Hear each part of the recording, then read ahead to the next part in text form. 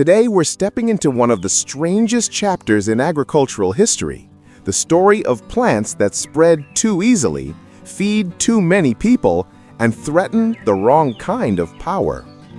For centuries, certain crops were celebrated for their resilience, their ability to multiply on their own, and their almost supernatural strength in poor soils. Yet instead of being cherished, many of them were quietly pushed aside, labeled as weeds, restricted, or even banned. Why? Because you can't patent them, you can't fully control them, and you certainly can't turn them into corporate profit. So stay with me until the end, because some of these plants were once survival foods for entire civilizations, and today almost no one realizes how powerful they truly are. Chufa, or tiger nuts, is the underground crop that refuses to disappear. Chufa is older than the pyramids, one of humanity's first domesticated foods, and a plant that behaves more like a quiet underground empire than a crop. From a single tuber, it sends out dozens of shoots, each forming its own cluster of nut-like roots. By autumn, what started as one becomes hundreds. It doesn't ask for fertilizer, irrigation, or rich soil. It thrives in neglect and spreads silently beneath the surface, making it almost impossible to contain once established. Ancient Africans and Iberians relied on it as a dependable survival food because it never failed, even in drought or poor land. But this same resilience made it a problem for modern agriculture. Machines can't easily harvest it, and companies can't control its spread. So instead of promoting it, the crop was quietly reclassified as a weed. Yet the plant never cared for labels. It still spreads, multiplies, and returns stronger every season, just as it did thousands of years ago. Amaranth, the Aztec grain that conquerors couldn't kill. Amaranth was once so essential to Aztec life that it was offered in temples, carried by warriors, and grown on floating fields engineered to never dry out. When colonizers arrived, they feared its cultural power and tried to erase it. Fields were burned, seeds outlawed, and farmers punished. But Amaranth simply refused to die. It drops thousands of seeds that remain dormant until conditions are right, creating a natural seed bank that outlives drought, war, and neglect.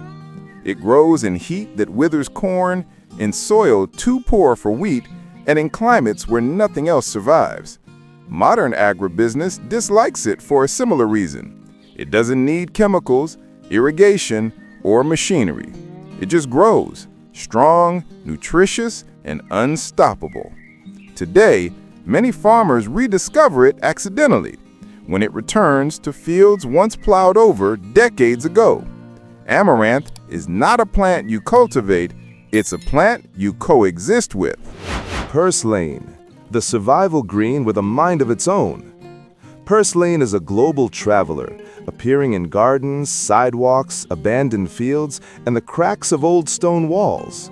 But unlike most weeds, it is one of the most nutrient-dense greens ever studied, packed with omega-3s, antioxidants, and minerals rarely found in land plants. Its secret is its survival strategy. If you pull it up, tiny stem fragments can reroot. If you ignore it, it forms a dense, low carpet that shades the soil and retains moisture. Under heat waves that kill lettuce and spinach, Purslane stays crisp and green. It needs no fertilizer, no watering schedule, and no care at all. And because it can produce tens of thousands of seeds that remain viable for decades, once it arrives, it never truly leaves. For companies selling fertilizers, irrigation tools, and fragile hybrid greens, a plant like this is bad news. It grows too well, too easily, and too independently. For ordinary people, though, it's an ancient gift hiding in plain sight. Lamb's quarters, wild spinach, the village green that industrial agriculture tried to erase. For thousands of years, lamb's quarters fed the poorest and the hardest working communities across Europe and Asia. It grew beside cottages, along pathways, in field margins, always reliable, always abundant. One plant can drop tens of thousands of seeds, creating a natural pantry that renews itself every spring. Unlike modern spinach, which demands rich soil and careful watering, lamb's quarters thrives in neglect. Drought, poor ground, cold nights, nothing slows it down. When industrial agriculture standardized leafy greens, this plant became a problem. It couldn't be patented, controlled, or forced into neat commercial rows. It grew too easily, outcompeting tender hybrid crops that needed chemical support. So it was labeled a weed. Its long history quietly erased, and entire generations forgot this wild spinach ever nourished their ancestors. Yet today, it still appears wherever soil has been disturbed, as if reminding us that food security once grew freely under our feet. Jerusalem artichoke, or sunchoke, the tubered rebel that keeps coming back. The Jerusalem artichoke doesn't just survive, it returns with a stubborn joy that no plow, drought, or farmer's frustration can silence. Plant it once, and you've committed for life. Even if you harvest every tuber you can find, one hidden piece the size of a fingernail is enough to bring it roaring back next season. Indigenous peoples valued it because it never failed. Colonists relied on it during hard winters. But commercial farming, it hates this plant. Sunchokes spread too fast, yield too unpredictably, and refuse to grow in tidy, uniform rows. Their very resilience makes them unmanageable for large-scale production, a trait that should make them perfect for home growers. Rich in inulin, minerals, and prebiotic fiber, these tubers are one of the most nutritious root crops on the planet. Yet, because they can outcompete almost anything nearby, industries push them aside. Still, every spring, they rise again, tall, bright, and unstoppable. Comfrey, the regenerator that heals soil faster than regulations allow. Comfrey is a plant with an ancient reputation: healer of wounds, builder of soil, engine of fertility. It grows from deep, powerful roots that mine nutrients far beneath the reach of most crops.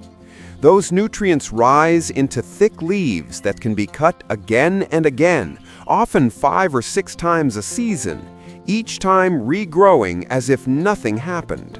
A single planting can last decades. Permaculturists use it to accelerate compost, feed fruit trees, and restore degraded land. But its ability to spread is legendary. Break off a root fragment underground, and it can form a new plant. This regenerative power made governments uneasy and industrial systems annoyed. Some regions banned or restricted certain varieties because they spread too aggressively, which is another way of saying they flourish without chemical help. Comfrey builds soil, creates fertility, and repairs damaged land precisely because it resists control. It's a plant that works for the earth, not for the industries built around it. Water spinach, Ipomea aquaca, the survival green too resilient for regulators. Across Southeast Asia, water spinach is a lifeline. It grows in ditches, flooded fields, roadside puddles, even in slow-moving wastewater canals, turning the poorest land into a source of fresh, nutritious greens. It roots from a single node, spreads rapidly across the surface of water, and can regenerate from tiny stem fragments. Its adaptability, however, made regulators in parts of the United States uneasy. Water spinach spreads faster than officials can track or control, and once rooted in warm wetlands, it can overwhelm native ecosystems. Its very reliability, the reason poor communities depend on it, is the same trait that triggered bans and restrictions. But in regions where people struggle with food security, water spinach remains a silent hero, a plant that grows where nothing else will, offering vitamins, minerals, and protein-rich leaves without any fertilizer, irrigation, or soil. Water spinach, Ipomoea aquatica, the survival green too resilient for regulators. Across Southeast Asia, water spinach is a lifeline. It grows in ditches, flooded fields, roadside puddles, even in slow-moving wastewater canals, turning the poorest land into a source of fresh, nutritious greens. It roots from a single node, spreads rapidly across the surface of water, and can regenerate from tiny stem fragments. Its adaptability, however, made regulators in parts of the United States uneasy. Water spinach spreads faster than officials can track or control, and once rooted in warm wetlands, it can overwhelm native ecosystems. Its very reliability, the reason poor communities depend on it, is the same trait that triggered bans and restrictions. But in regions where people struggle with food security, water spinach remains a silent hero, a plant that grows where nothing else will, offering vitamins, minerals, and protein-rich leaves without any fertilizer, irrigation, or soil. Bamboo, certain species, is nature's steel, feared for its freedom. Bamboo is one of the most remarkable plants on Earth, a renewable building material, a food source, a windbreak, a soil stabilizer, and a cultural treasure across Asia. But some species possess an unrivaled superpower: underground rhizomes that spread far, fast, and unpredictably. A single planting can turn into a vast, interconnected colony that pushes through lawns, foundations, and even pavement. This unstoppable growth is why many regions restrict or ban certain types of bamboo.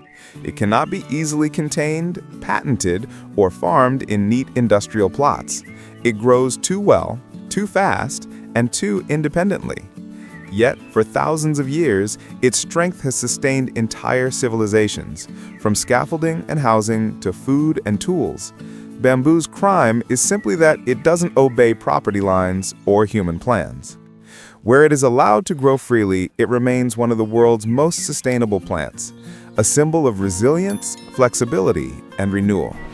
Dandelion, the healer plant that corporations hate. The dandelion is a perfect example of how modern culture can rewrite the identity of a plant. Every part, root, leaf, flower, is edible and medicinal. It contains more nutrients than spinach, more antioxidants than many store-bought greens, and grows with zero effort from the gardener. A single plant can produce dozens of flowers, each scattering seeds carried effortlessly by the wind. Before industrial agriculture, dandelions were treasured. They were intentionally planted near homes for medicine, wine, and early spring vitamins. But once food became commercialized, the dandelion's independence became a threat. It grows too easily, too freely, requiring no fertilizers, pesticides, or hybrid seed packages. For companies that profit from lawn chemicals and controlled crops, the dandelion became a villain. So it was rebranded a weed, not because it lacks value, but because it doesn't depend on human industry. Despite decades of chemical warfare, it still rises each spring, defiant and golden, reminding us that true nourishment is often the hardest to destroy.